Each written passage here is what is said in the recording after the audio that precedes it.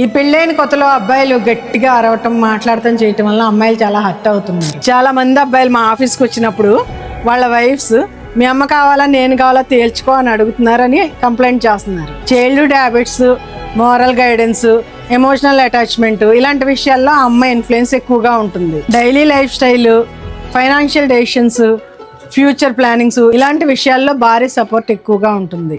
ఏదేమైనా కానీ వైఫ్ అతనికి ఫస్ట్ ప్రిఫరెన్సే అవుద్ది. వాళ్ళ ఫాదర్కి ఫస్ట్ ప్రిఫరెన్స్ కదా. దేవుడు మగవాళ్ళని తయారు చేసినప్పుడే కొద్దిగా ఈగో ఎక్కువ పెట్టాడు. అలాగే అట్ ద సేమ్ టైం అమ్మాయిలకి కొంచెం సెన్సిటివ్నెస్ పెట్టాడు. దానివల్ల అన్ని ప్రాబ్లమ్స్ వస్తున్నాయి. కొన్ని రోజుల తర్వాత అమ్మాయిలు ఎదురు తిరుగుతున్నారు. దాంతో ఆ గొడవలు డైవర్స్ వరకు వెళ్ళిపోతున్నాయి.